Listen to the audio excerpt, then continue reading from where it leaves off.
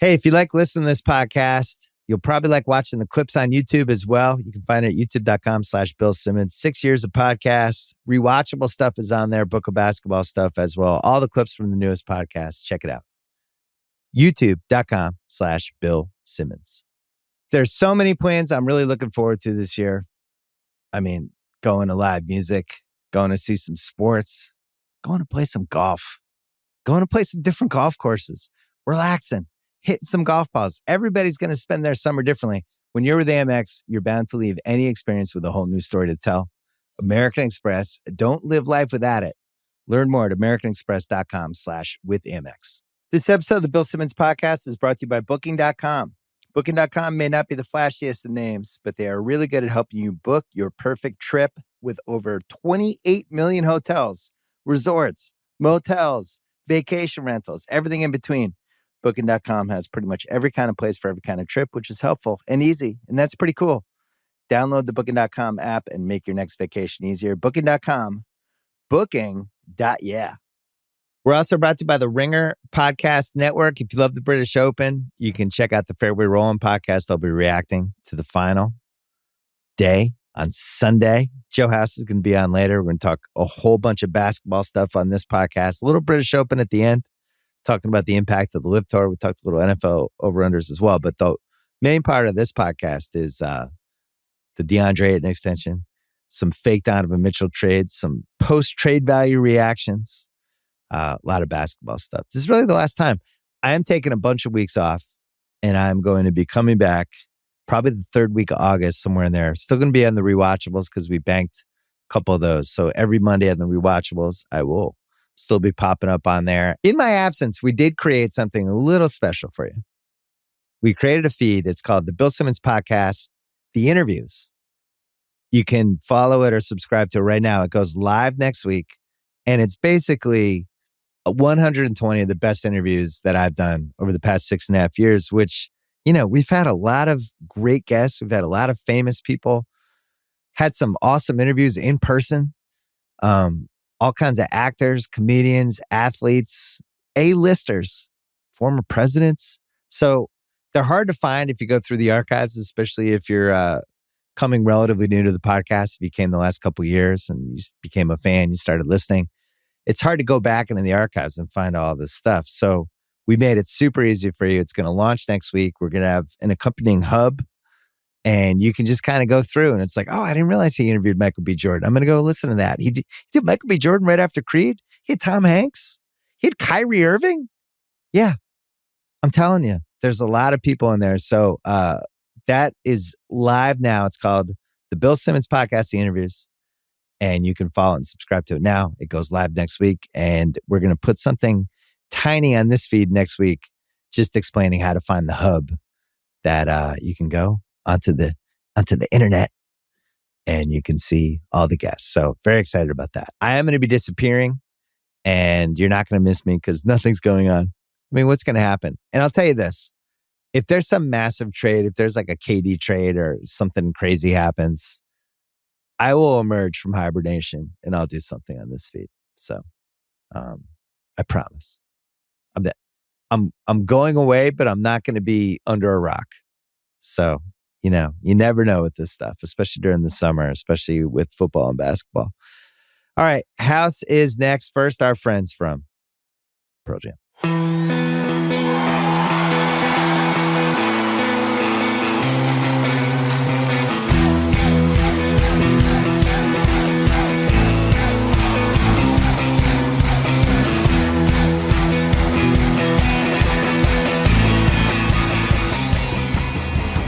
All right, we're taping this. It is 1:22 Pacific time.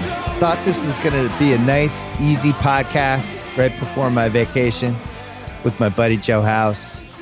Nice and quiet. We're going to talk British Open. I was going to throw some Donovan Mitchell trades at him. And then, of course, because it's the rule of these things, Deandre Ayton does an offer sheet with the Pacers for a max like $133 million. And now it's like a 7-hour window where before the offer sheet locks in, he could be in all these sign-in trades. So if Kevin Durant's ever going to Phoenix, it's going to happen in the next 7 hours.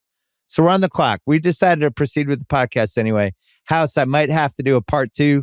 Drunk House might have to be invited back because I know you're going out to dinner, and then Drunk House will show up at about 9:00. It's the most fun if he just goes to Indiana and Phoenix gets taken off the Durant table, because House, what I really want is for Durant to just go back to Brooklyn and for him not to be traded. That's what I want. What do you want, House? You know that you and I are in lockstep on this front, and for a whole bunch of reasons that actually run in favor of KD himself and Kyrie himself. Like, it's not often the case that you and I are looking out for Kevin Durant and Kyrie Irving and trying to tell them what's in their own best interest. But what's in their own best interest is going back to Brooklyn and playing competitive basketball in the Eastern Conference with their good brother, Ben Simmons, along for the ride. That would be the best case scenario from my perspective this season. Yeah, Van Halen had a song during the Sammy Hagar era, which I know you didn't like that much, called Finish What You Started. It was called Finish What You Started, Y-A. And it was like, come on, baby, finish what you started. That's how I feel about KD. Kyrie, I've given up on. I've given up on him completely. I have no expectations of him at all. And I assume that it's just going to go badly for him. And then they'll end up buying him out and I'll sign with the Lakers in February, would be my bet. Because it took everybody 2 weeks to realize that there was no chance he was getting traded to the Lakers so that the Nets could take $11 million more of Russell Westbrook. That was like $50 million plus in luxury tax just so they could get one pick. Nobody's doing that. So the KD piece of it, all of these trades are like, all right, here's everything we have for KD, and now KD's in a worse situation than he'd be in Brooklyn. I also think, like, big picture, the more I listen to people talk about it, the more I think about it, big picture, I just think there's no good outcome for him going anywhere else. The way he's going to be remembered as a great basketball player, I think we'll just have a little mark next to it. Well, and he can still avoid this. Lots of guys have been unhappy, wanted to be traded, and then stayed, most famously Kobe, summer of 2007. There's been a lot of other examples. It's the best for him if he just stays and he kicks ass with this Brooklyn team. And I still love Durant, and I'm still in on Durant. He had a wonderful subtweet yesterday about legacy, where he tweeted out to all of America, "What did you do today to add to your legacy?" And Marsha let him know that Marsha loaded up the dishwasher. And KD was very complimentary of Marsha building on her legacy. So KD really does, notwithstanding all that tongue in cheek, which is just marvelous. I mean, yeah, I like let him going right at it. He's the best. He really is the easy sniper. But you know, he knows what's at stake, and really his legacy would be best enhanced by a successful Brooklyn season. Right. Figuring out, they don't have, the thing is, you don't need to figure out your team in mid-July. We talk about this all the time. You don't need to fill out the entire roster. You don't need to make out all your trades yet. You can wait until August, September, all the way through till February. And just because there's not a Kyrie deal right now, doesn't mean there's not a Kyrie deal 4 months from now. And by the way, if Kyrie comes to camp and he's awesome, right, and he drops 48 on somebody, maybe that opens up the trade market for him. What if the Knicks don't get Donovan Mitchell? Like, who knows? You just don't know what the options are. So anyway. And KD knows that. I mean, Kyrie knows that. Kyrie knows that his best option to grab more leverage in the situation, including leverage if ultimately what he wants is a longer-term deal from Brooklyn, his best way to grab that is by being a good soldier for 2 months. You know, it's not even that much time and energy. Can I push back? Go ahead. You said Kyrie knows that. You don't think he understands basic leverage, how it operates? What's your evidence that he understands any piece of this in a logical way that's not through some distorted Kyrie prism of the events?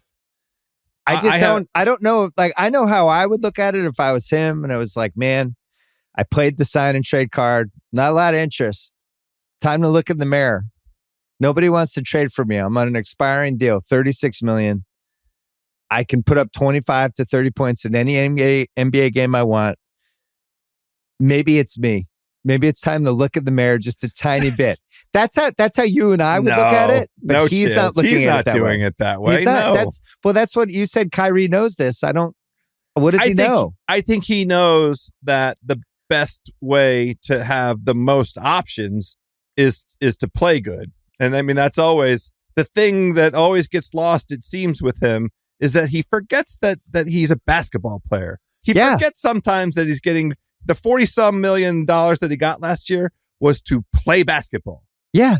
To be part of a team, to be reliable. I don't know. It's not hard. To be a good teammate, to not drive away other teammates, not drive away guys that were previously thought to be friends, like James Harden. Did you read the Dragic thing?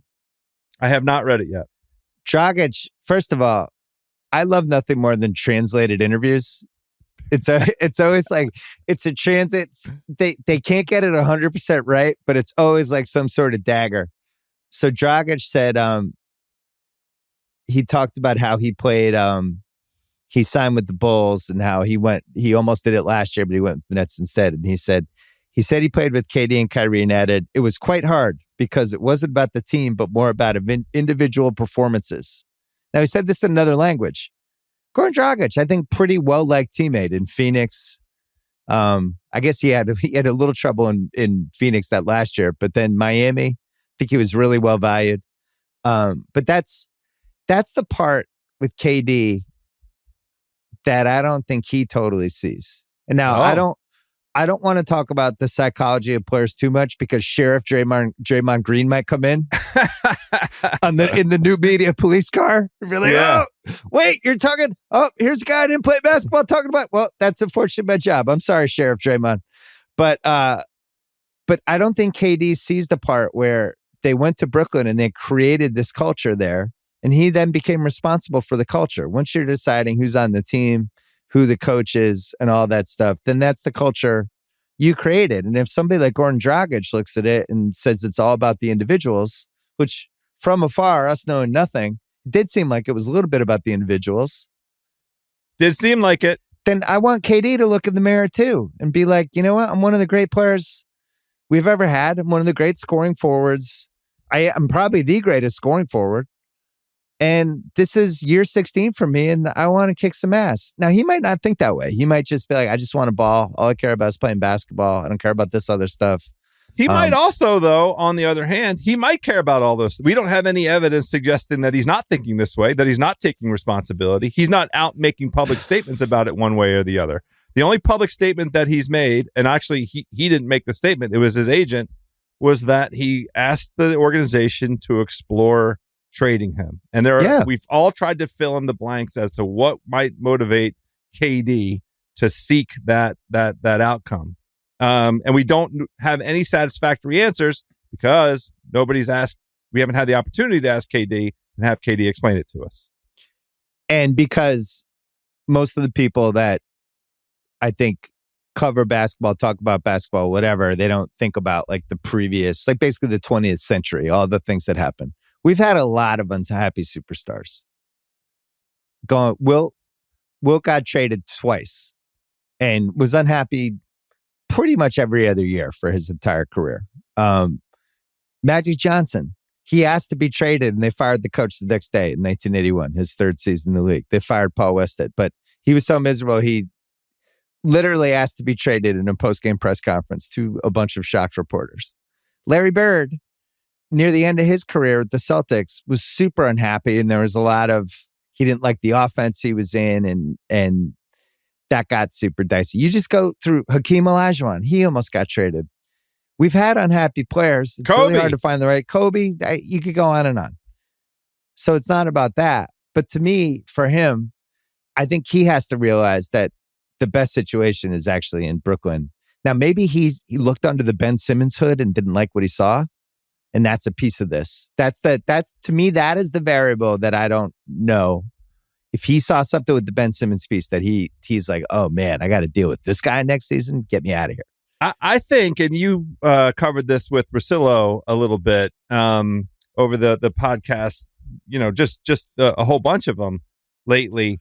The one of the possibilities, and the one that makes the most sense to me, is the unhappiness has to do with what he might perceive as a lack of conviction by ownership, by Nets ownership and Nets management. Yep. And their lack of conviction is the source, because KD maybe his expectation was that the Nets were going to sign Kyrie to the 3-year deal that Kyrie was wanting. And that would have been the vote of confidence, the support that KD was looking for, desirous of, that, look, we know that last season, went the sideways way that it did.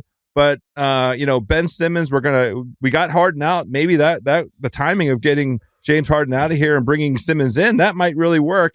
This is the foundation. KD believes in that foundation. And then management didn't extend Kyrie in a manner that KD expected. And maybe ultimately that is the goal, right? Maybe it's what you said in the podcast. He goes into Joe Tsai's office with his agent and they say, give us the vote of confidence, extend Kyrie, let us go out and do our thing. Yeah, but KD's a smart guy, I think. Okay. He's got to understand the Kyrie extension thing. I can't imagine he doesn't. You've got to just look at that, at least somewhat objectively, and understand that this is now a guy who cannot be paid for more than 1 year at a time. Not to sound like Stephen A., but I think until he proves otherwise, I don't understand how you would think it's a good business decision to give him a multi-year contract in a sport that has a salary cap, that if you screw up with a contract, it is like having a torn ACL on your roster, basically. He believes in the talent. That much we know for sure. And we don't know enough about their relationship. Yeah. To say conclusively one way or the other how KD views a commitment by Kyrie. We know how we view it, but we don't know how KD views it.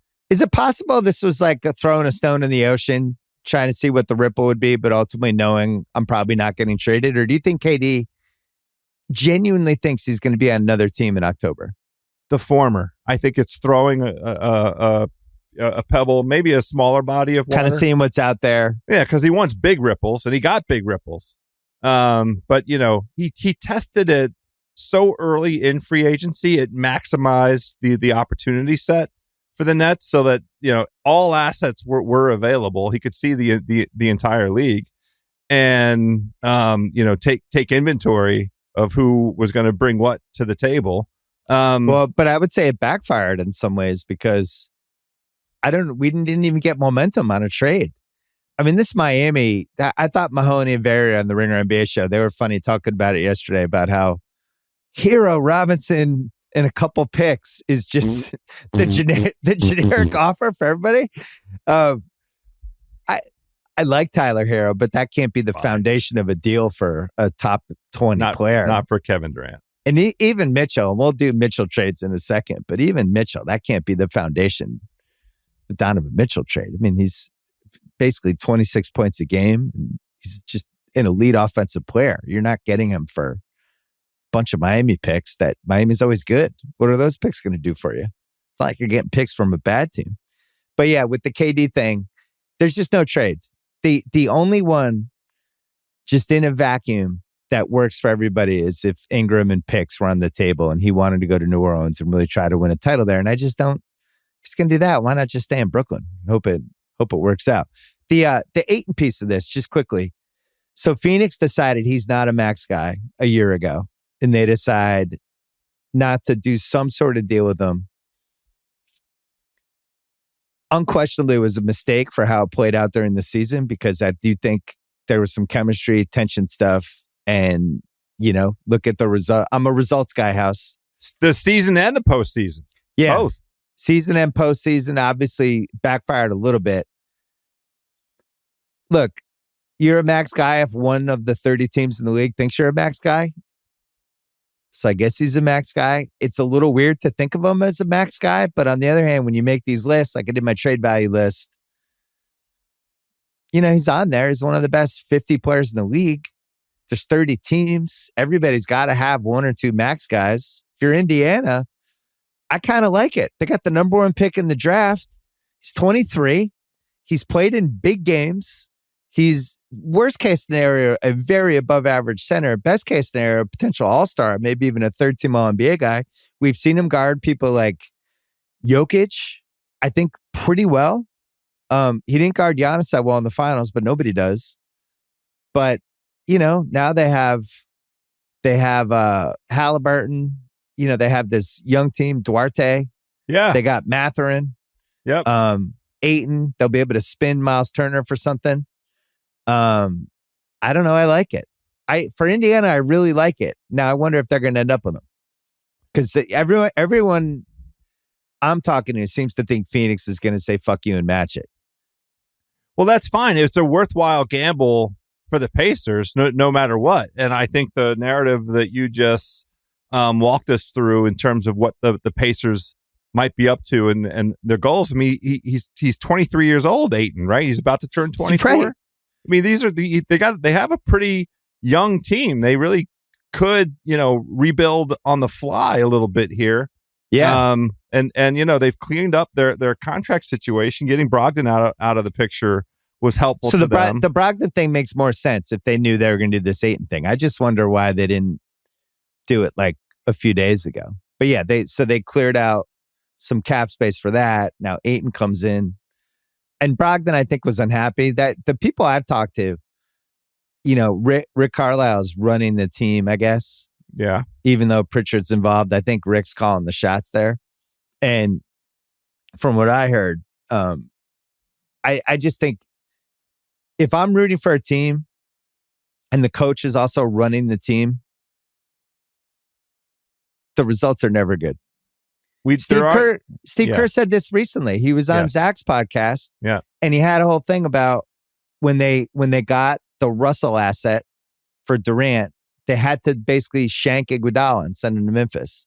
And Kerr didn't want to do it. And he's like, if I was the GM, I wouldn't have done it. I was loyal to Andre. I just wouldn't have done it. And it was the right thing to do because it led to Russell, led to Wiggins, which led to them winning their 4th title. This is why coaches and GMs shouldn't be the same person. There is not a long track record of successful coach GMs. It's the opposite. All you have is a bunch of failures. I mean, the Stan Van Gundy will forever go down. Thibodeau. Tibbs as well. Right. But over and over again, it's been the case. So anyway, I think that the Brogdon thing, they bring in Halliburton. Brogdon probably wasn't that happy anyway. Want to be in a good team. And Carlisle's the coach. And he's like, And all of a sudden, Brogdon's got to play. Celtics. I mean, that's the key. And maybe the Celtics situation will be better for him, more protective. He doesn't need to feel like, whatever the injury, the repeating injury thing is, maybe he'll have better luck in Boston. House, I still like Ayton. It's a controversial take. I still like him. Is it controversial? I'm not scared by the 133. If it was 4 for... So let's play a game.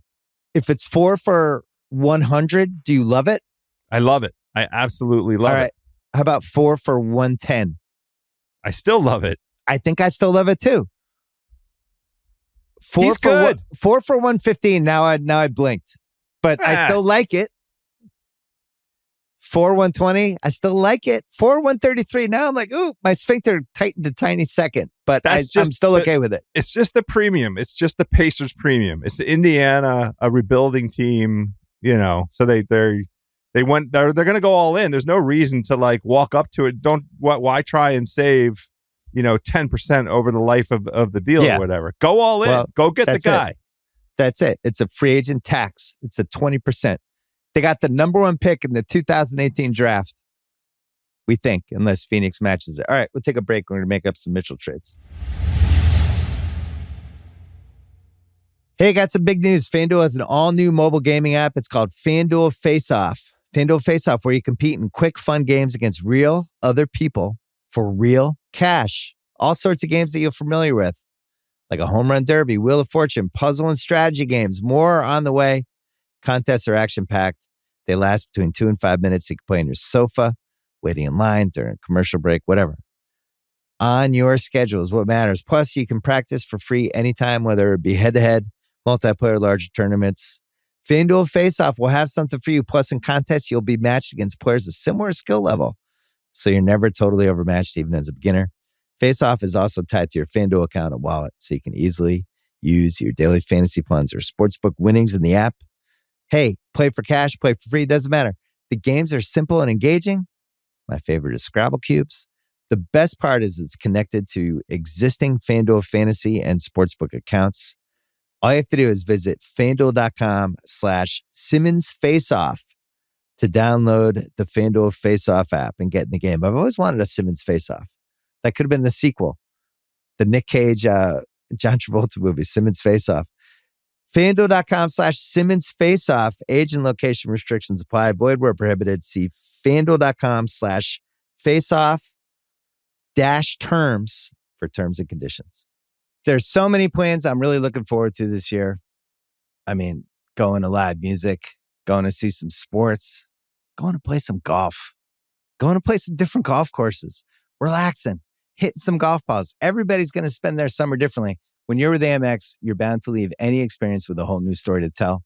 American Express, don't live life without it. Learn more at americanexpress.com/withAmex. All right, so I did this already in the pod, but then we have a lot of intel. We have also had a lot of people throwing out Mitchell trades and, you know, being the best person in the history of fake NBA trades, which I think I am. I think I'm the fake So trade modest. NBA GOAT. So modest. Well, I am the Picasso of the trade machine. I think we've all established that. The meister of the trade machine. I've certainly made the most fake trades. I'd put my track record of fake trades against anyone else. And people are doing these fake trades with Mitchell that I just don't get. And one of the things I don't get is if you're Utah and you clearly, what did you settle on for Wembanyama? Nada for Wembanyama?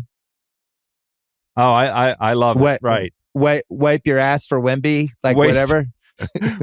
Wasted for Wemby. Wasted for Wemby. That makes sense to me. Whatever you want to call it. So if Utah's going to trade Mitchell, at least a piece of this is we're going to be terrible this year. And we're going to have a fire sale for Beverly and all of our role guys, and we're just going to get rid of them. And then the way Danny Ainge thinks is, you know, if I'm going to get a ton of picks, I want to take advantage of like the weaker teams, the more incompetent teams. So, you know, the Knicks obviously, and the Knicks are the favorites to get Mitchell. I don't totally understand it from their perspective, why they think Brunson and Mitchell would be the way to go. All the Knicks fans in my life are like, there's no way we can give up RJ Barrett, which I think is hilarious. That is hilarious. But at the same time, I get it. Like if you can keep those three together. So the consensus seems to be some version of like either Fournier or Rose, Cam Reddish, Obi Toppin, maybe McBride, who was really good in Summer League. And then they could do their 23, 25, 27 unprotected. They could throw in a 23 Mavs, 23 Wiz. They could throw in pick swaps. 23 Wiz. God damn it. Well, it is protected. Congratulations. It's like top 12 protectors. Yeah, 14. I guess here's my question for you, House. Would you go all in if you're the Knicks on Mitchell? With you have enough assets to make a mega trade. Right? You have all these picks. Picks are ultimately, they're going to have the most value. You have some young players. Toppin has real value. Or you can play the RJ card.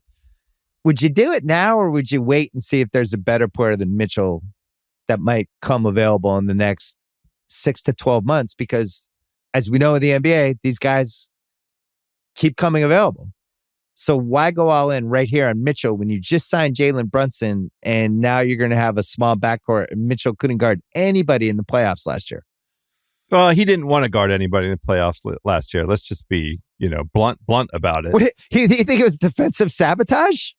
I wouldn't call it sabotage, but as we know, defense comes from desire and effort. That's 75% of it in the NBA. I don't know. How does that explain the Clippers series the year before? Well, I don't know. I've never seen them play good defense. And in any event, I think you've hit on the crucial question. The problem for the Knicks is, who is that player? Who is the 6-month to 12-month player? Donovan Mitchell staring you in the face, and he's attractive for a whole bunch of reasons that don't have anything to do necessarily with the basketball skill. Although the basketball skill is pretty effing compelling. Like him getting to a big market and seeing what the love of that. Now Utah loves its players, let there be no doubt. But I just mean, it is a force multiplier. Did you just catch yourself because you were afraid of being attacked by the Utah fans? I felt like a very self-conscious correction. I have been attacked. I've been attacked by the Utah fans before. They're attackers. They never let me forget the shit that I talked about George Hill, who played good for them for 4 months and made a career out of the all-star George Hill. But in any event, this was a handful of years ago. I think the Knicks would be better served going all in for Donovan Mitchell now rather than the waiting and seeing thing, because I think that they have an asset who wants to come to them and make a new mark, make a new name, rebrand altogether, create momentum in New York City for exciting basketball. All of those factors don't really have anything to do with the sort of the talent aspect, but they're very important, I think, to both the way that Donovan Mitchell might think about the situation and what the Knicks know about the situation, which is they cannot repeat this subpar lack of effort. And seriously, they got to do something about Julius Randle. They have to fix that wet fart, because with that the wet stain that he's leaving in Tibbs's pants is just so brutal, so undermining. Speaking of sabotage, they have to fix that. But the idea of a can I give you the Julius Randle fix? I'm dying to hear it. Didn't have a point guard last year. Now he's got somebody who knows how to get him the basketball and can run an offense. He's going to be super happy this year. Oof. All NBA guy a year ago. It's only a year ago. Yep. On a weird team last year. Didn't have anybody who could get him the ball. What was that weird? I'm just giving You're saying that Derrick Rose is the Randall whisperer? I'm giving you the difference between Derrick Rose and not Derrick Rose? I'm giving you the spin. Well, now he's got a stinky spin. He's got Mitchell and he's got Brunson. He's got two guards. So he'll be motivated. Who know how to give him the ball. Because he thinks he's an alpha. We're not just getting Donovan Mitchell. We're getting Julius Randle back. Okay. Yeah, I like it. I'm just doing the PR. I'm doing the PR right now. Yeah. You're making the case for me. That's also part of the case for the Knicks. What they must be saying to themselves, right? Well, they've always liked Mitchell. Mitchell's a CAA guy. Leon and West were there when he got signed. All the CAA people were adamant that Mitchell was going to come back to haunt all the teams that passed him when he went 13th in that draft. And I think he haunted at least a few of them. For sure. He went to Greenwich Country Day. Okay. A school very near and dear to my heart. He's an East Coast guy.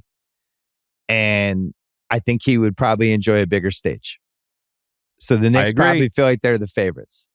The case for going all in now would be, at least you now have the asset.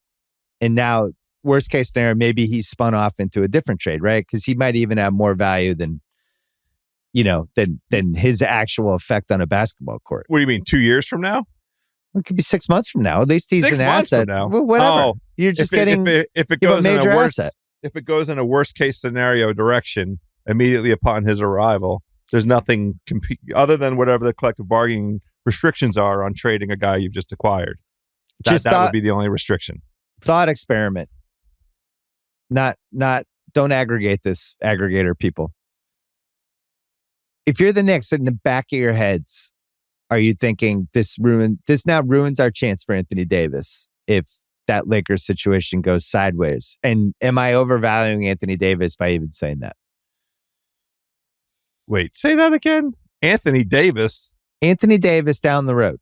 Because if I'm doing this Mitchell trade now, the scenario of a really super unhappy Laker team in January with LeBron being like, yeah, I'm not re-signing after this season. I'm out. And Davis like, well, I'm going to be unhappy and we don't have any picks. How are we going to get better? What's the move? Maybe I need to be like, I just don't. So you're shaking your head, but there's a lot of teams in the league. People are watching the Lakers thing really carefully. That makes perfect sense. We need to have proof of concept that Anthony Davis can play 60 games of professional basketball. That's why I brought that up. Has he declined as an asset enough that you can't have that in the back of your head because he's not the same guy that we thought he was 3 years ago? He has in my book. Yeah. Well, he's another Kentucky guy. Wes has real ties to Calipari, the whole thing. I think it's extended family. I don't take that stuff lightly because that's how they got Brunson. Brunson didn't even take a meeting with the Mavericks. Oh, like I didn't hear that. Well, remember it was being reported, always going to have one last meeting. He didn't have a meeting. He just signed. Okay. He signed the deal. So anyway, the Mitchell thing for me, last 2 years, 26, 5, and 4, 44, 37, 85% splits. Turns 26 in September. 21 FPR, 33.2 usage the last couple of years. So the advanced metrics look pretty good. Eye test. I remember going to that Clipper game. I went to all the Clipper Utah games during when COVID felt like it was lifting, and then all of a sudden it wasn't, summer 2021. And he was playing hurt. But he was kind of feeling it at one point in, I think it was the elimination game or one of the games. And he just took over the game for like a quarter. I do think he has that special quality. And Kyrie has it. Lots of guys have it. It's not like there's 3 guys in the league who has it, but he does have it. He does have that. I can go into somebody else's building and kick ass. I can be in my own building and something really special might happen. As a scoring guard, he does have that. It's really hard for me to not think about how bad he was defensively in the playoffs and whether he's a winning player. And then Russell and I talked about just a whiff of Westbrook with him, where he just seems to need the ball a lot he just seems to need the ball a lot. And it's the old question of how much fun would he actually be to play with? So those would be my 2 questions. Can I add a third? Yeah. How do you think people are sizing up, forecasting the likelihood of success of him playing for Tibbs? How does that factor in? How does the Tibbs factor play out? I don't know. Like, if you had to do an over-under on how long is Tibbs going to be the Knicks coach, and I said a year and a half, would you go over or under? Under, way under. I mean, I honestly think... I don't care about that. Well, it's not the care about part, but, for them to have this sort of big 3 plus, whatever rejuvenation of Randall, is Tibbs the right steward for that? It's a good question. Certainly didn't look like it last year. One thing, Mitchell's been pretty durable. I don't think he's had a major injury yet. Especially in the playoffs, he's been able to play big minutes. He's been able to play hurt, stuff like that. I just think from that standpoint, he's a good bet if you're giving up the assets. But if I were a Knicks fan, RJ, unless it was just RJ and a contract for Mitchell straight up, I just wouldn't be throwing in like RJ and 3 picks. But I think the Knicks aren't going to do that. So it would have to be something along the lines of what I mentioned. I don't think Utah wants that. Right? Yeah, I think they want young guys and picks. They want picks. Yeah. But do you believe in the history at all? Like, as you know, your team has a somewhat tortured history. And by somewhat, I mean tortured. Yeah. And we talked about how the Bradley Beal contract is symbolic of all of these other terrible contracts the Wizards have given over the years. And I don't know, with the Knicks, do you get like a little Marbury flashbacks with this trade? If it was something, just a ton of it's like, oh man, they got Marbury. I feel like cool. The assets, now we lost him round 1 with Marbury. Where did we go? Well, the assets are worth it though, because their option tree doesn't have 50 branches on it. You know what I mean? It has 2 branches or 3 branches. And the price for Mitchell is the right price. That's the thing that to me is most compelling. If they can get away with acquiring this guy, giving up some first round picks, and just reinvigorating. Toppin's good. I like him. He's a good Toppin too. Role player. And he's I think probably the most valuable asset coming back for the Knicks, other than the picks. But so wait, let me rank the trade packages for you though. Davis being a 10. Gobert being like a 9. I guess Paul George would be an 8. What's Harden? I mean, the Houston fans are going to get mad, but that's still a TBD to me. Although Eason I think Eason was a good pick. Me but too. I'm still not positive that they got an awesome asset out of that trade. They might, but I feel the same way about the Paul George trade. If Shea Gilgeous-Alexander wasn't in it. Like in every trade you look, there was some awesome asset in the trade, right? Brandon Ingram was in the AD trade. SGA was in the Paul George trade. And then you had all these picks. The Drew Holiday trade, the asset was getting rid of Eric Bledsoe and Steven Adams. And you go on down the line.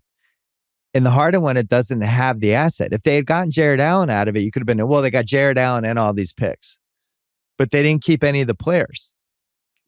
So to me, that's still a TBD. At least with Utah, if they got Toppin and they got Miles McBride and they got all these picks, and you could be like, oh, well, maybe Toppin will make it. I don't know. But I also don't think Mitchell's as good as Harden was, obviously. He shouldn't get as much. Right. I think it's super fair. I really like it for the Knicks. I mean, I know we have to indulge the possibility of other teams, and we'll do the Miami thing. I have that. No, I have this right now. We're going to take a break, and I'm going to throw 3 trades that I like more than the Knicks trade for Utah. This episode of the Bill Simmons Podcast is brought to you by Booking.com. Picture your dream vacation. Do you envision beachside bungalows and the sweet smell of barbecue wafting along a warm, salty breeze? Or do you see an airy lake house complete with fishing gear and other summer adventure accoutrements? Or maybe listeners of this podcast are apt to dream of a spacious, industrial-style loft fit for a post-playoff celebration. And by the way, your team secured the win because it's your fantasy after all. One thing that's not a fantasy. Whatever your vacation vibe is, it's probably an easy click away on Booking.com with over 28 million hotels, resorts, motels, vacation rentals, and everything in between. Booking.com has pretty much every kind of place for every kind of trip, which is helpful and easy, and that's pretty cool. Download the Booking.com app and make your next vacation easier. Booking.com, booking.yeah. Okay, here's how I'm thinking. I teased this earlier about Danny. If I'm Utah, I want picks from a team that I know is incompetent and has a proven track record of incompetence. Now, you might say the Knicks qualify, and if you wanted to say that, I wouldn't really be able to fight back. The Knicks, 5 playoffs since 2001. They've had 1 winning playoff series this century. They've had 11 top 10 picks, plus they traded 3 more. That's just since 2001. So that's certainly an incompetent franchise. James Dolan's been the owner the whole time. He's going to remain the owner. It's a good thing to trade with them. I'm going to offer you Sacramento. 0 playoffs since 2006. No 41-win season since 2006. And they've had 13 top 10 picks since 2006. That's a team I want a lot of picks from. For sure. Charlotte, 3 playoffs since 2002. They've had 11 top 10 picks. That's a team Jordan's going to stay the owner. That's a LaMelo, who knows how long he stays. That's a team I might want picks from. And then your beloved Wiz. Since 1989, 10 playoff appearances total. You've had 17 top 10 picks in 33 years. And you're paying Bradley Beal $130 million a year. I want your picks. So I'm going to look at it that way. So going in order, Charlotte. And you'd be like, Charlotte for Mitchell? It's like, yeah, why not? Like they're in this Miles Bridges situation that is just an absolute awful, awful nightmare of a situation. He might go to jail. He might not play next year. He might not. Yes. Like he just might be off the team. They have LaMelo and really that's it. Plus Book Knight. They have they took the guy from Duke, the center, and they have some veterans, right? I mean, Hayward. Right. So if it was Hayward and Kelly Oubre and Book Knight, and then 3 firsts and a swap, and I sent back Mitchell and Beasley, I would rather have that than the Knicks offer. Sheerly on the basis that Charlotte's going to stink. If you line up Charlotte's roster and compare it to the Knicks roster, which of these 2 teams is more certain to miss the playoffs? And Charlotte's not going to spend money. I don't have to worry about them going over the luxury tax. They'll have LaMelo and they'll have Donovan Mitchell and they'll be fun to watch. But like one guy gets injured for 1 year or somebody's unhappy, who knows? And now I have a lot of their picks. I actually don't think Charlotte would do that, but I would be kicking the tires on that if I'm Utah.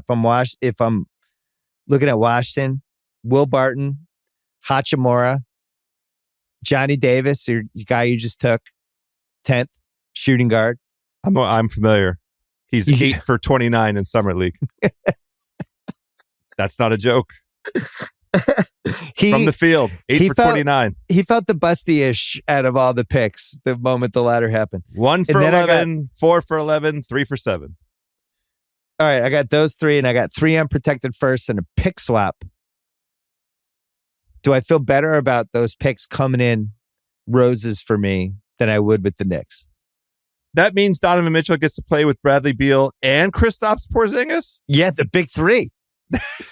Well, I mean, from Utah's perspective, that I don't think they want to take that on. I mean, that Washington team, that's a play-in team. That's a 7 seed waiting to happen, or 8 seed. So you still like the Knicks and rolling the dice against Brunson, Julius Randle, Mitchell Robinson, a luxury tax team, RJ Barrett.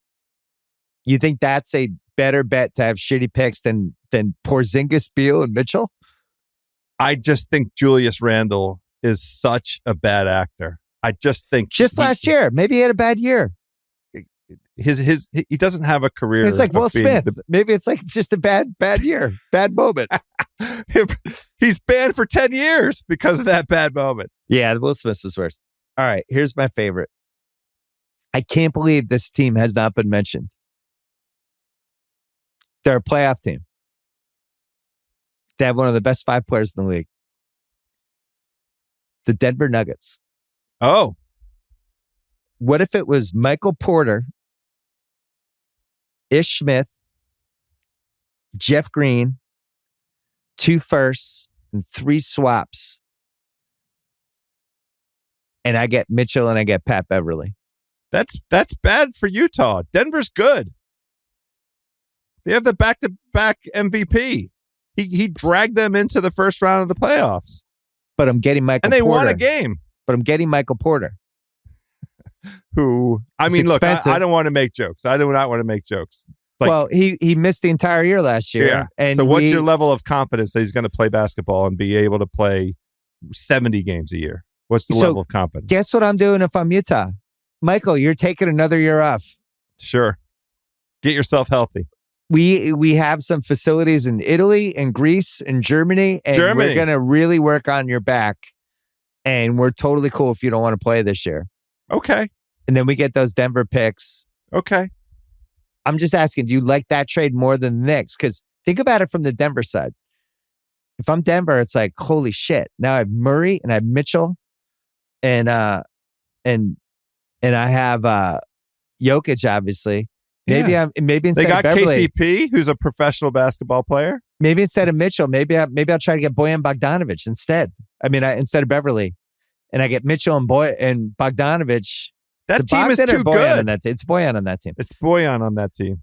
If I'm Denver, I'm just going all offense. I'm never gonna get the stops that Golden State and Boston were getting in the playoffs last year. But what I can do is score 130 points a game. It's a good team. Awesome. What you're talking about, though, how's that fit Utah's desires? They don't want draft picks from a good team. Yeah, but I'm getting Michael Porter Jr. though. That's my play.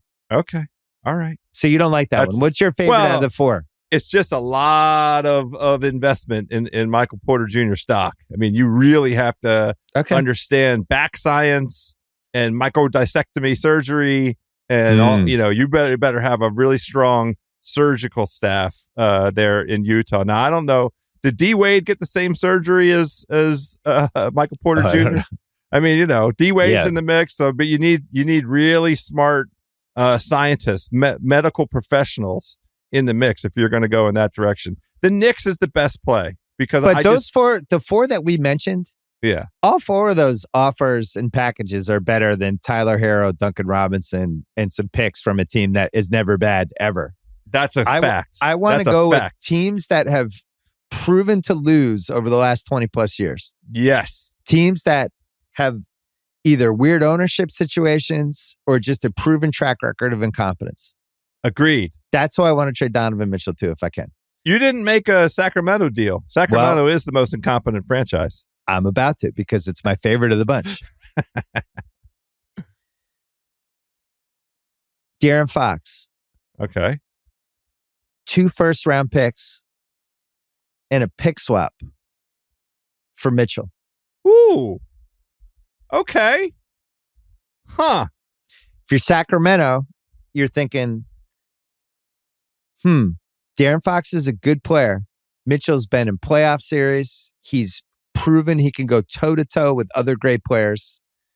He could be a real star for us. Now I have Mitchell in the backcourt with Malik Monk and Kevin Huerter, two of my favorite players in the league. I have Keegan Murray, star of the Summer League. I have Harrison Barnes. I have Sabonis. I have Rashawn Holmes. I have maybe a buyout guy in February. I'm having real ideas now because Donovan Mitchell is better than De'Aaron Fox. Donovan Mitchell is better than De'Aaron Fox. And if I'm Facts. And if I'm Utah, I'm like, look, Donovan Mitchell's better than De'Aaron Fox. Give us some picks and some swaps. And you're just hoping Sacramento, who, again, no playoffs since 2006, you're hoping Vivek is just like, fuck it, I'm taking a swing. Donovan Mitchell, 31 in playoffs last 3 years. Donovan Mitchell, 23 games, 32 points a game, 32, 5 and 5, 46, 41, 81% splits. I'm looking at that. I'm like, this guy could go in a playoff series and maybe beat somebody. Maybe this is my version of Chris Webber for Mitch Richmond. You just have to do it to me. I know, I'm sorry.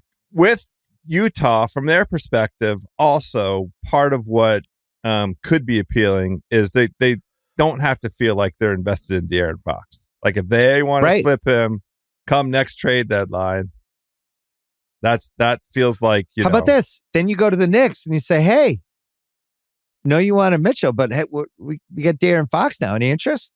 Yeah. What's a similar package? Maybe a couple picks. He was a Kentucky guy. Well liked by those dudes. But yeah, it's weird. That's but a nice double dip. Think about that. Oh, Sacramento and the Knicks, you get both of them involved. That is a Danny Ainge mastermind, Machiavelli kind of play.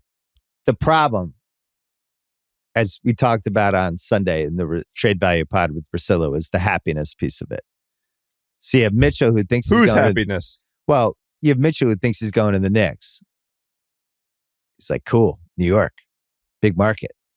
It's Donovan Mitchell time. And then it's like, no, actually, we're sending you to Sacramento. Sorry. They haven't made the playoffs since 2006, but you'll love it there. It'll be great. But on paper, I mean, shit. Mitchell, Monk, Huerter, Murray, Barnes, Sabonis, and Holmes.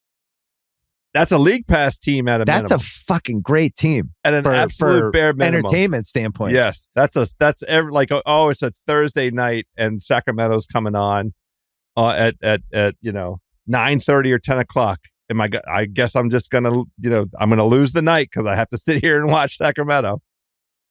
I have one more. Is Cerruti, are you on this? Uh-oh. If it came out, Woj tweets, Orlando and Utah in serious talks for Donovan Mitchell. Just what are the next 10 seconds for you like? I've been trying to talk myself into this for months now because on one hand I go, he's actually kind of the perfect guy that they need. Yeah. I'm not worried about the defensive stuff with him. Like he could be a terrible defender and the rest of their roster is a bunch of good defenders. They need the 26, 27 point a game dude, right? The other thought of it is, do I just would I be awesome? Would I be happy giving up on Suggs and just saying, all right, we're punting on him essentially and probably some picks. How about this? Suggs? You have Isaac, that crazy contract that's now he's worth 17 as a cap figure, but it's kind of waivable. You could maybe throw a little Cole Anthony their way. Okay. And then 3 unprotected and 2 swaps. And now all of a sudden you're ready to go. You have a real professional offensive basketball team.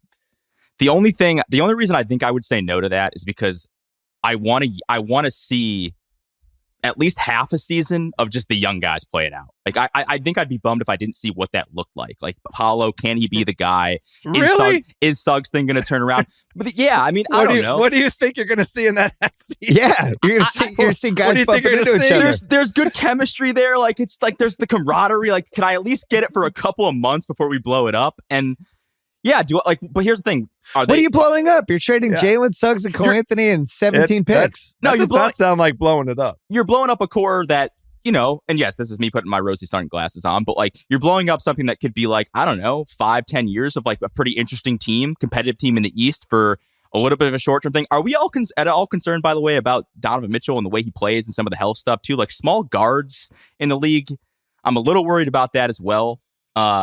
Mentioned it earlier. I mean, he's just a whiff of Westbrook with him. A whiff. Little bit. I was talking myself into whether or not Westbrook would be a good fit for the Magic 2 summers ago. So, I mean, I guess here we are with a better version of that. I think you have to do it if you're Orlando, but a part of me would still be bummed because I kind of want to see this young core working out. House is all in on Donovan Mitchell to Orlando. By the way, let's talk it out. So the deal is close and Mitchell's a little wary.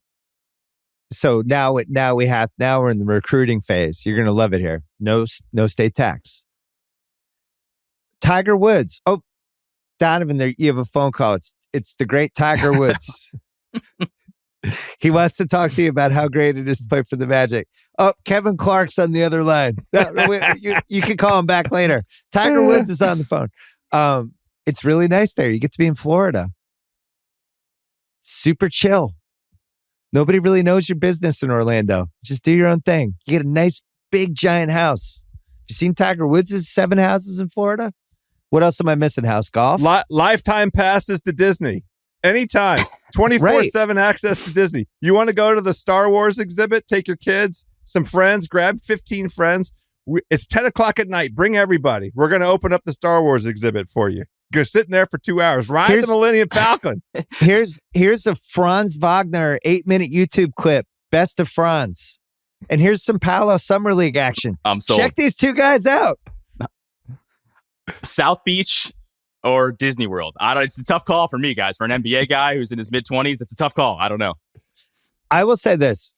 Orlando has the best deal for what Utah wants if what they want is young players, cap space, and picks from a team that does not really have a proven track record of being that good. Orlando can beat the Knicks. Suggs is equal to the top in asset where I actually like it a tiny bit more, and they have just as many picks. To your point, all 3 of those guys, like I'm still not selling my Jonathan Isaac stock. I love that the contract is basically awesome now. Wow, that is like BuzzFeed stock.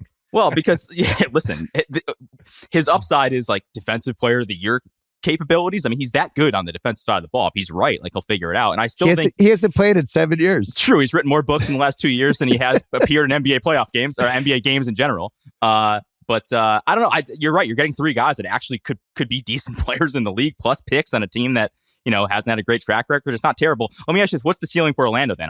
Does that make them in a couple years like a legit team in the East? Or are they just like maybe top 4? Like, are they like the Bulls where it's like we're just happy to kind of be here and in the conversation? Well, first of all, the league pass ceiling is almost incalculable. I think that's just they were already on my league pass list, and then now I would have to even take them a little more seriously. I think here's the thing. 2007, the Celtics. House, notice how I was able to weave the Celtics into this. It's really like, this is why I'm the best. Of course. They trade the number 5 pick for Ray Allen.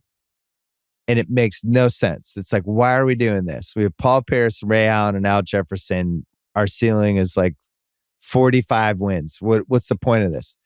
But what Danny saw with this, which is what I think he doesn't get enough credit for, he realized that was the gateway drug to the KG trade. And that was the piece none of us saw. We're like, what the fuck are we doing? It's just going to be Ray Allen and Paul Pierce? What are we winning? But he saw, if I get these 2, now I can get the 3rd guy. And with Orlando, if you have Mitchell and you have Palo and Wagner and you have this good young identity and whatever, now you're 1 guy away. Maybe you're 1 free agent away. I don't know. Bring back the 90s pinstripe jerseys, like the classic best jersey. Oh my God. Sports. The whole brand gets rejuvenated. People are diving back in. Listen, here, the funny thing is I actually would talk myself more into this if they drafted Chet, not Paolo, because I think like Chet's here we go. The Magic fans are gonna get mad at me again, but because he's like more of that complimentary player. I don't know. I just want to see what this team looks like, though. That would be my only scare. But I think you have to do it. You have to do it. if you can get that. Wait, one last question on that. So it's July 14th. Where do we stand on Cheddar Paolo? Because this is America's favorite soap opera. I gotta watch my mouth because Magic Reddit was very mad at Kev and I for just being excited about Chet being awesome in his first game. That's all we were doing. Oh wait, Reddit was mad at somebody? I mean, Yeah, of course stunning. they were. Why are you even reading that? Stunning. What's in your heart? Listen. Paolo's going to win Rookie of the Year. He's going to. He's the most ready-made player in the league. House He's got an NBA body. Look at it. House is nodding. What is it, like plus 350 right now? I mean, that's money that's money in the bank right now. Plow into it. Is what it is. It should not be that high. I still think long-term, I'd be bummed if Chet wasn't that guy too. I think Keegan Murray could be in that mix. I'm not doing the overreact to Summer League because he did this in college last year. I think he's going to get a lot of shots on that Kings team. That Kings team might be good. I mean, if he averaged like 17 a game for a Kings team that went like 43 and 39, I think he'd be in the mix. I'm with you. Paolo, to me, is the overwhelming favorite. But if I had to pick a second guy, I think I would pick Keegan Murray. Who would you have, House? The exact same. I was on with JJ yesterday. We had this very conversation. He's available at 8-1. That's real value. Keegan Murray's absolutely NBA ready, and the Kings are absolutely, I think, going to give him the opportunity. The Rookie of the Year thing is just the opportunity. How many times is the guy going to touch the ball? Feel pretty confident that Keegan Murray is going to get enough touches. Paolo's going to get the most touches, which is why you bet on him. But at 8-1, I like Keegan. It's a good call. Let me just ask you this really quick because I think can Orlando be this year's Cleveland? And by that I mean like Evan Mobley. Paolo is this year's Evan Mobley. Like just with what you have, they're ahead of schedule. They're and he's the best player on the team. Like I think that's the pathway to him being obviously the dominant Rookie of the Year guy. I think it's possible.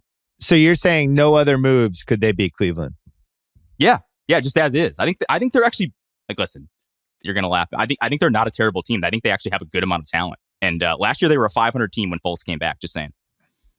I don't think they could be last year's Cleveland just because the reason Cleveland was doing that was the defense. And you're not going to be able to play defense like that. Well, the Magic were, I think, for a good stretch last year. Again, this is like when Fultz came back. They were the number one defensive rated team in the NBA for like a good... After the All-Star break, they were actually incredible. So that's why I wouldn't be worried about Donovan Mitchell. They already have a pretty good defensive You think that's staying place. The same with Paolo and Franz playing together? Well, Franz is a fantastic defender. He's for a guy. No, but just as those are your two forwards, though. We'll have to see how it goes. But I think they could hide Paolo in certain aspects of the game. Like they're not going to be the number one rated defensive team, but I think they could be middle of the pack, sniffing top 10. You agree with that, Huss? No. I do not agree with that. House and I are more dubious. I'm looking at FanDuel. Jabari's 7-1. Keegan 7-1. To me, Keegan's odds should be better than Jabari's. I think I'd really like Jabari, but I think even Summer League, you could see like it's going to take a lot of time for him from a shot creation standpoint. Summer League is the worst place for a guy like Jabari. He's the ball. Yeah. These guys setting him up. But that's his defense was good though. Mm-hmm. The Paolo plus 330 now, and then Chet plus 420. I'm with you on the Paolo thing. I think he should be like plus 150. I almost feel like if he doesn't get hurt, I would be surprised if he'd next win it. So what we learned is that Orlando is in the same position the Knicks are in. They're just not being aggressive about it. Now I read that whole Windhorse piece about why they waited until the final day to reveal who they were picking first. And guess what? I still didn't understand it. It was like, whoa, you're playing high stakes poker. It's like, with who? You had all the cards. It was your pick. I still don't understand it. Like I genuinely, honestly, I'm not trying to be a dick. I don't understand it. I don't understand what was the downside of letting people know they might take Paolo. Do you understand it, Cerruti? I don't either. I don't. And like, honestly, if you bring it up again, Magic fans get mad at you. I'm okay to be... To ask, it's still okay for me to ask questions about why that was kept a secret. There is no benefit to it. If you were hoping that somebody would trade up, does that mean, like, if you told everybody you wanted Paolo, that would have probably gotten you more offers. Like the fact that they kept it quiet, like Houston thought Paolo was going to slide to them. So the only explanation to me is that when it became clear, like half an hour before the draft, that Paolo was going to be the guy, that Houston would just be like, "Oh shit," panic and offer like 10 first-round picks, which the likelihood of that happening wasn't very high either. So. I don't understand. If Paolo was always your guy, then why hide that? And why not like people are going to trade up for Jabari. Talk to him more? Why weren't they they having didn't more bring him in for a dialogue with workout. him? Well, there were rumors that he, like Chet, didn't want to go there. So I don't know if that played into it either. And Jabari wanted to be the guy. He was the only guy that I guess wanted to be in Orlando and was like disappointed he didn't go one. But again, I don't think people were offering you these Godfather packages to trade up for Jabari. They were only doing that for Paolo and Chet. And they basically, that wasn't what the smoke signal was for 2 months. And also everybody was like, OKC loves Chet.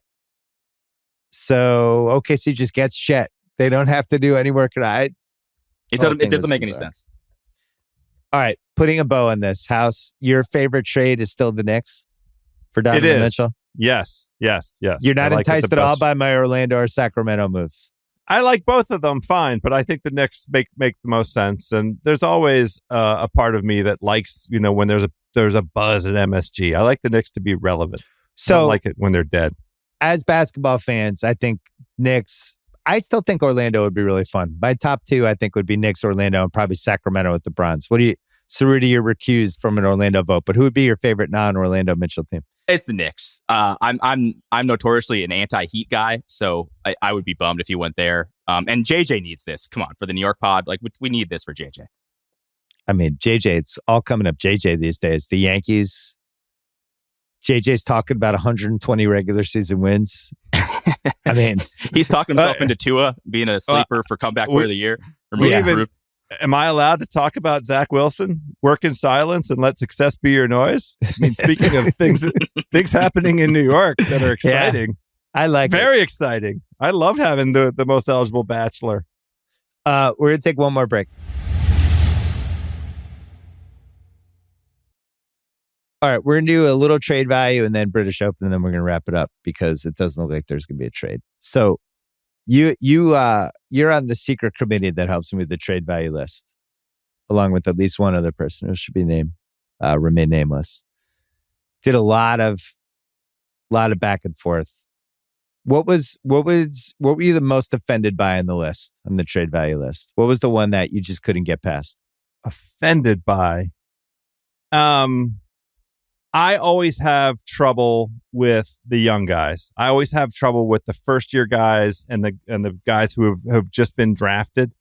So that I understand exactly how and why it is that this list comes together in the manner that it does.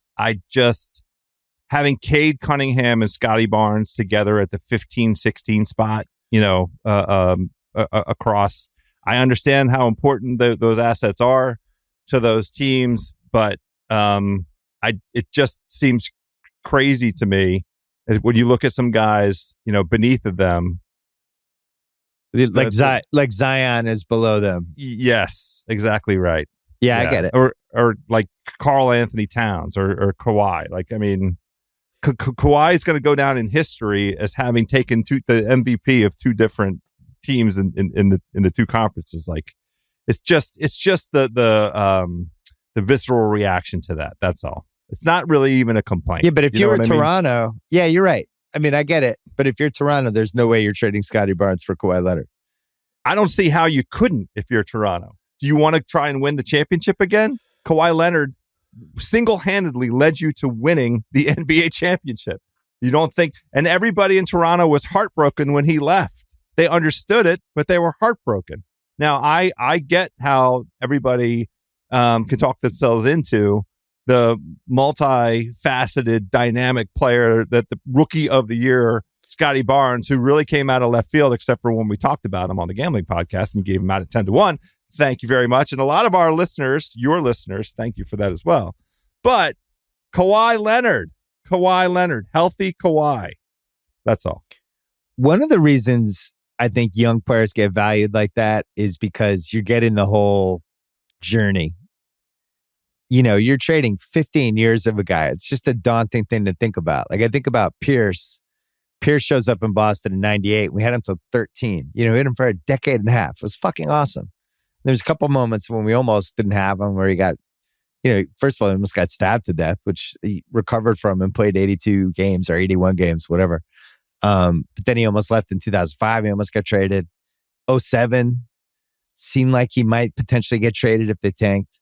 But you go on these journey with these guys, and I think somebody like Barnes or Cade or even like Trae Young, they're at the beginning of this run, and I think there's real value to that with the young kids are buying their jerseys. And I just think teams, I think they factor it in.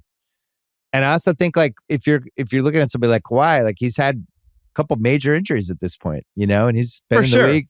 Been in the league. He was in the 2011 draft.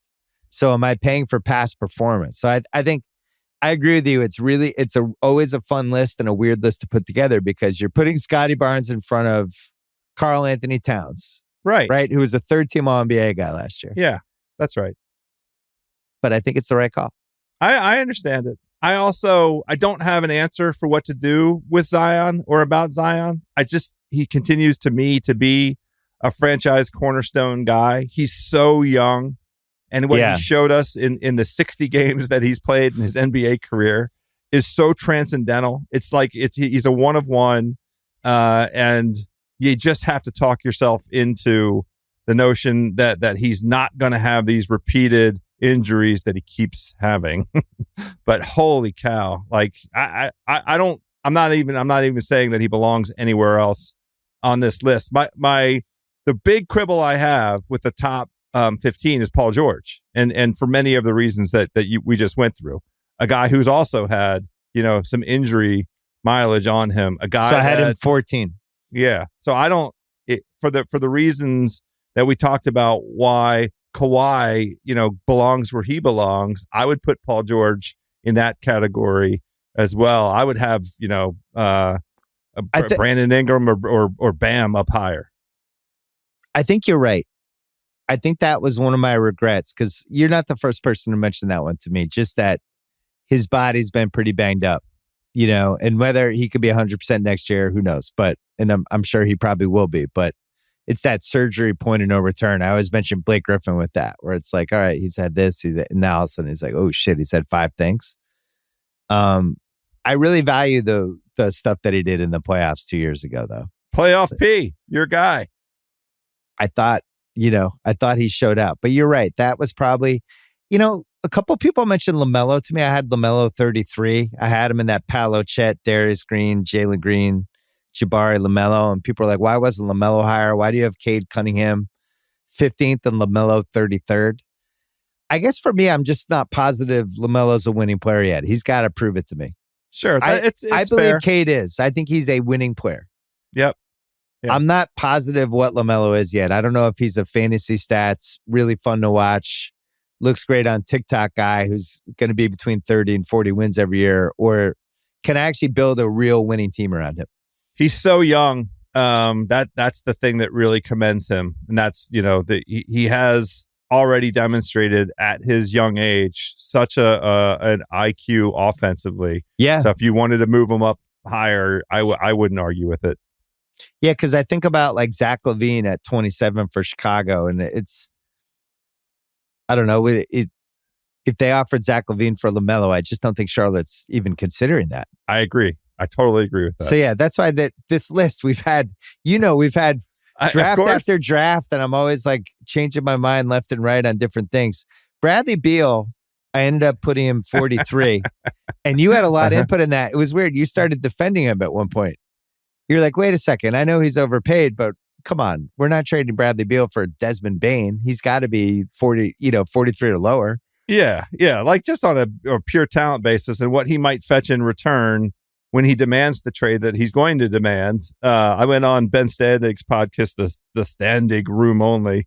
And we did a deep dive on the Wizards, and our over-under for when Beal demands his trade is 1/1/2024. We gave him the benefit of like 18 months, like a year and a half, and both of us took the under. So we will have a true test as to what his trade value it is. And I don't think Washington won't be in a mode where they want back a star player. They're going to want back picks and stuff to build on because they're finally going to do the rebuilding that they should have undertaken a handful of years ago.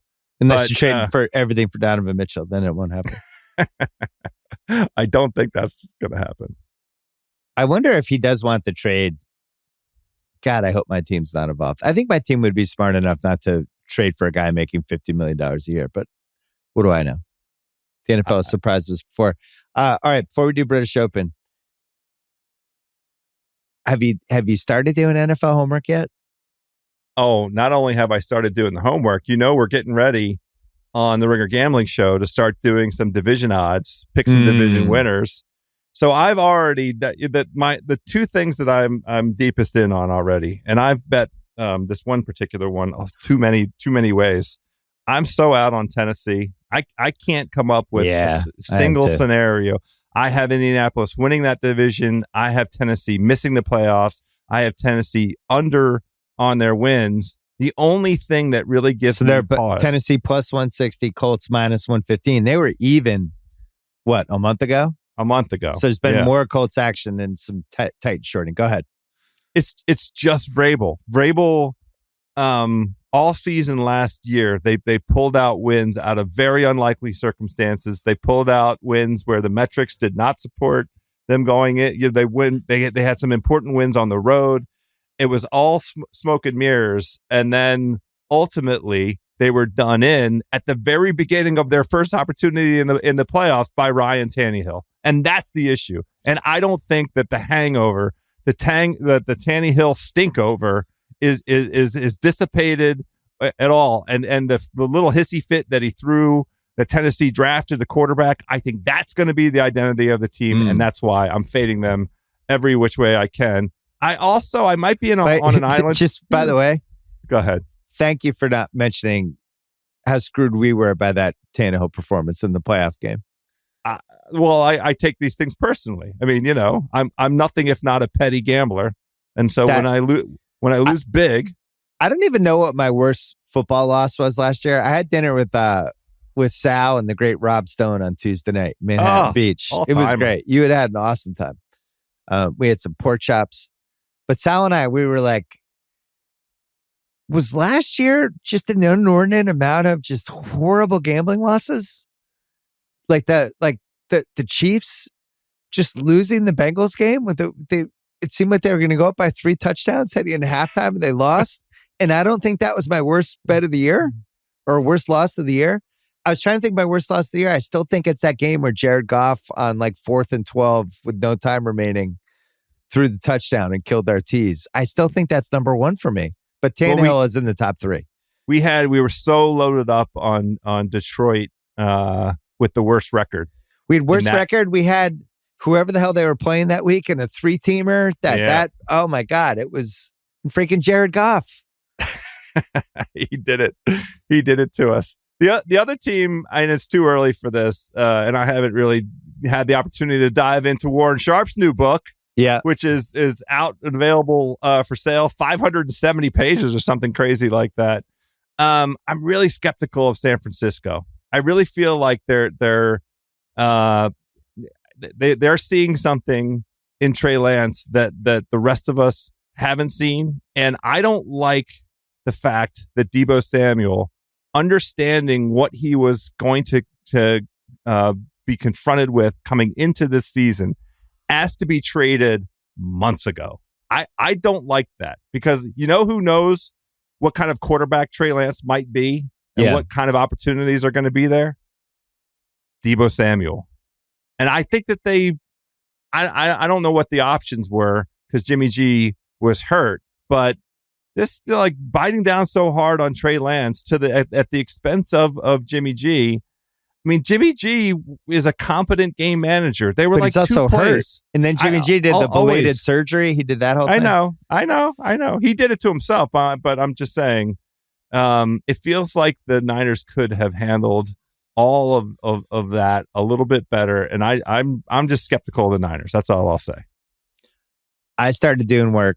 I'm about to, on the vacation, really throw myself into it. But there's a couple divisions they don't look right to me. The odds don't look right. Like one of them is the Packers. And I know Minnesota's starting to get some buzz, but to they me, are. The just not having Mike Zimmer to me is 3 wins. That's just 3 more. That's plus 3. I don't know what their record was last year. Were they 8-9, 9-8? I don't remember. Plus 3 from last year.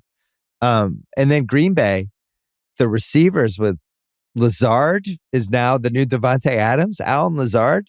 Yeah. Christian Watson, rookie receiver, as you know, it could be great. It could be absolutely horrendous with a rookie receiver. You just don't know. Don't know. And then Randall Cobb for year 130. And Tanyan. And those are all his weapons. And then I guess the running game. I know their defense is good. I get it. Both running backs can catch the ball out of the backfield. And that's what Packers fans keep telling me is how they're going to offset some of it. Schedule, like they're playing Minnesota at Minnesota week 1. And then you think like, all right, let's say Minnesota wins that. Oh, now we got at Philly week 2, Detroit week 3, at New Orleans week 4, Chicago at Miami, Arizona week 7. Like I just like the Minnesota 3-1 on FanDuel to win that division. I thought was good. I might have to crash your pod even though I'm on vacation next week. The other one I was looking at, the Saints were plus 450. And it's like, well, the Sean Payton, it's a new transition. It's like, is it? They have a lot of good players. What if Olave is just good right away? Sure. What if Winston comes back and is actually, little wizened? Michael Thomas, what if he comes back? I don't know. You're plus really 450 gambling seem crazy. Yeah, what you're really gambling on there is a Brady injury. Because if anything at all happens to Brady, then we're really talking about a legit duke him out. And you're not worried top-heavy about Bucks team. And plus you have Carolina and Atlanta in that division. You're not worried about Carolina or Atlanta. That's exactly right. That's why that amounts to value. That's why I like that one. And then the other one was just, I still don't understand why Cincy's not favored in the AFC North. And I'm going to spend a lot of time investigating that. Baltimore's better odds than them in the AFC North. Cincy's plus I like 180. Baltimore better. I bought Baltimore at 24-1 to win the Super Bowl this upcoming season. I think this is the Lamar year. Because he was going Baltimore. after Bernard Carmel Pollard on Twitter? He's going after everybody. He's not standing for it. What He's happens if he goes after Sheriff himself. Draymond? Does the sheriff come at him? What happens? Is that like the two Spider-Mans? That's exactly what that is. Pats have stayed tight at plus 450. Speaking of gambling, what do you got for us for British Open? Because we've had day 1 is in the books. By the time people hear this, they'll have plenty of time to jump in. Now, the irony of all of this is your guy, Rory. I can't quit you guy. You have Rory's golf shirt in your little locker in your Heath Ledger trailer that you sniff his PGA Championship shirt every once in a while, and you tell Rory you can't quit him. He's plus 340 now. By far the best odds on FanDuel. Cam Smith is 7-1. People are thinking this could be the Rory week. Well, one of those people is me. And on the Fairway Rollin' podcast, both on Monday and the show published on Wednesday, I was very unabashed in my enthusiasm for Rory because I think the combination of the moment, the historical moment, it's the 150th Open Championship. It is possibly the last that Tiger Woods will ever play at St. Andrews. And, this crucial sort of juncture in terms of the impact of the Live Tour. And this could be the last time that this group of professionals is all together on the stage that they're on. And I just think that narrative portion of it all by itself speaks in favor of Rory. But Rory's also been playing awesome lately. It's also the case that he hasn't won a major since 2014, the Open Championship in 2014. He was supposed to defend. He hasn't won a title. Major in 8 years? No, he is not. And this is like, I didn't realize it was that long. I thought it was like 5 or 6. Jesus. He was supposed to defend his British Open title at St. Andrews in 2015. And he went out with his buddies a few weeks beforehand and played soccer. They had a little kickabout and he busted his ankle. And he was out for several months, and he hasn't won a major since. I feel like the golf gods have looked at this time. That's a very reasonable penance time. Yeah. He's paid his penance, and now on this stage at this moment, he comes on, and this is his time to shine. So I like Rory. That was my on the podcast my number one guy. The odds were brutal. They're like 8.5 to 1 or 9 to 1. Coming in, and now they're just down to plus 340. The odds are still, not great, but I think he's going to win. So, any long shot wild cards for us? Not really. The most disappointing thing is Tiger Woods looks like he's going to miss the cut, and that's going to that was my next question. Cost us some money. We're sad. If I didn't have the joy in my life this week from Zach Wilson, who works in silence and lets success be his noise. If I didn't have that joy in my life, I would be extra sad about Tiger, because Tiger had circled this tournament on his calendar. He really, as soon as he discovered that his leg, he was going to be able to walk again, I believe that he said, I'm going to get to St. Andrews. I'm going to play in that tournament. And after what we witnessed with our own two eyes together at Augusta National, watching him limp around there and make the cut at the Masters, and then follow it up by making the cut. He's never been the same since he made the cut. What we saw with our own two eyes, he has been the same guy since that day, golfing. He made the cut at the PGA Championship also. But I mean, he withdrew after he made the cut. So, but he looked very good, and he practiced more than any other time since the car accident. And now there was a lot of enthusiasm for him. So I'm disappointed to not have him for the weekend, but it's going to be an incredible tournament. The names at the top of the leaderboard are very sexy. I mean, other than Tiger, Rory is the most casual golf fan interest guy left on the tour, would you say? Justin Thomas gets a ton of love, and I think Rory. I think he's more. Well, Jordan Spieth also has a lot of charisma, and the way that he was on the scene, I think he's still very recognizable and very popular. That scenario makes it seem like he could win another major, though. That's not fair. Who? Jordan Spieth. Yeah, he can win another major. He definitely can win another major. I know, but we know. I don't think he's going to win this major, but he could win another major. Yeah, we know. Yeah. We probably know. I don't. He's lost my trust. Another guy. This is Tommy Fleetwood. I finally didn't bet on him in the British Open. I broke my 4 years. I didn't bet on anybody. I decided, you know what? I'm wrong all the time, and I'm out. Oosthuizen, I thought, looked a little tasty. I forget what his odds were, but that was one that. He's like in the 50 to 55 to 1, and he was hurt. He pulled out of the Masters. He joined the Live Tour, and his sponsors dumped him. So you don't know what kind of impact, if any, that's going to have. But there are some Live guys pretty far up the leaderboard. Lee Westwood's tied for 5th right now. Taylor Gooch is also tied for 5th. Dustin Johnson is also tied for 5th. Those are 3. And look at Ian Poulter, who was booed on the first tee, and Snap took his drive on the first, tied for 13th at 3 under. Bryson DeChambeau tied for 13th at 3 under. Liv is showing out, and maybe it's just because it's Thursday, and all these guys will fade away. But Phil Mickelson went around this golf course, shot even par, beat Tiger Woods by 6 strokes today. I mean, we might be in an alternate universe. I don't know what to tell you. So the Liv thing, is it bigger than you thought it would be? Much bigger, and it's going to continue to be big. We talked about this when we were together in Boston for the U.S. Open. Yeah, you seemed surprised then that it was even bigger than we thought then, but now it feels twice as big as it did when we were in Boston. Because you made the great point. There really hasn't been anything since we've been alive where a sport has gone through a disruption like this. I mean, we saw the USFL try and do something. That was never a disruption. NFL. The ABA was the closest, but we were so young at that point. We were kids. We just knew they had Dr. J, and we didn't understand why he couldn't be in our league. But we barely even knew who he was because there was no video of anything. Yeah, there's been nothing close to this, and it's about to get bigger. Yeah, we talked about this a little bit. Wait till Donald Trump hosts at his venue at the end of August, early September. Wait till that happens. The only thing I can compare it to is when it seemed like the streamers were going to upend movie theaters. And it was just like, wow, so we're doing this? This is just how it's going to be now?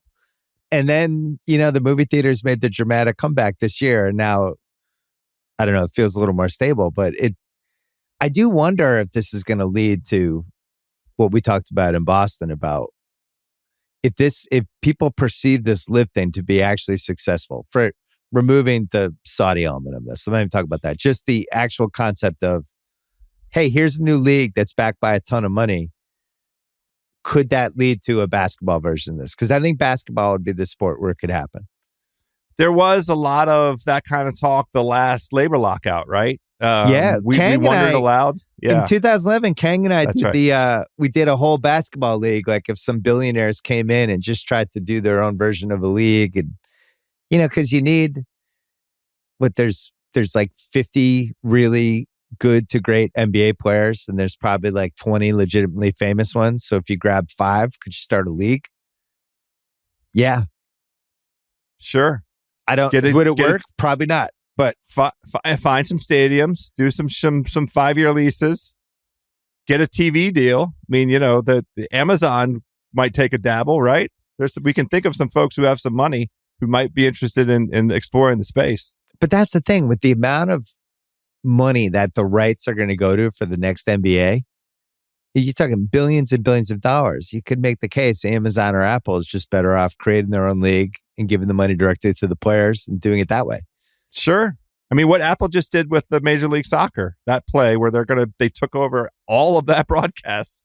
And I think ultimately there will be some combination with like the Mexican League. There'll be this North American soccer thing. Yeah. And they're the first movers on it. I mean, it makes a lot of sense to me. Yeah. I don't think it would work for basketball. I think you'd have to get half the players. I think the fans would really hate it. Yes. But that's the funny thing is the golf fans really hate this live thing. Now, it hasn't totally affected it because the live guys can still play the majors, which is the most important piece of this. I think that's right. If you didn't have the live guys in the majors, this would be at another level of disgust. That's the chapter that's going to be written from, starting Monday into all the way up until the first week of April in 2023. Well, for you, it's more golf and it's more things to gamble on, which are two things you like. Two things that I like. It's true. And lots of villains in the live tour. So yeah, we have a lot of golf hate villains bets. Now. When was the last time we had golf villains? This is a lot great. of hate bets. Well, Bryson's there. Patrick Reed is there. A lot of hate bets are out there. It's kind of fun. I enjoy that. Wonderful. Speaking of golf, I'll be playing a lot of golf over the next few weeks. Hopefully I'm so with you thrilled. at some point. House, great to see you. Happy summer. I hope the Wizards don't overpay for a crazy Donovan Mitchell trade. I don't think they will, but you'll be the first person I think of. And it was good to see you. Thank you for spending time with me. Thank you, BS. I want you to have a great vacation. Let me leave you with this parting words of wisdom. Please just work in silence and let success be your noise. I'm going to try to do that. Thank you. Thank you, Zach Wilson, and thank you, House. All right, that's it for the podcast. Thanks to Kyle Creighton for producing. Thanks to Steve Cerruti and Dylan Burke, as always. Thanks to Joe House. And look, I know I'm going to be gone for a few weeks, but if you need some podcasts to listen to, go check out the Ringer Podcast Network. Man, we have some good ones. The Ringer NBA show is going to be humming. The Fantasy Football Podcast, which has been fantastic the last couple of weeks. They can help you prepare for your fantasy. We have some great pop culture podcasts. We're reacting. The Prestige Podcast, the Reality Podcast, The Big Picture, The Watch, Bachelor Party, The Bachelor's going out. I mean, we have a million podcasts. Go check it out on theringer.com or just subscribe to them or follow them on Spotify. And you will have plenty of time to kill. I will see you sometime in August, sometime in the middle of August. And from that point on, it's going to be football, basketball, hopefully a lot of celebrity interviews, because I think we're going to be able to get some people back in the studio and we're going to experiment with a whole bunch of different stuff. I'm looking forward to it. And thanks as always for listening. Stay tuned for next week. We're going to release our interview feed as well. And I'll have more details on that on this feed with a little promotional thing next week. So stay tuned for that. Enjoy the majority of the summer. I'll see you in August.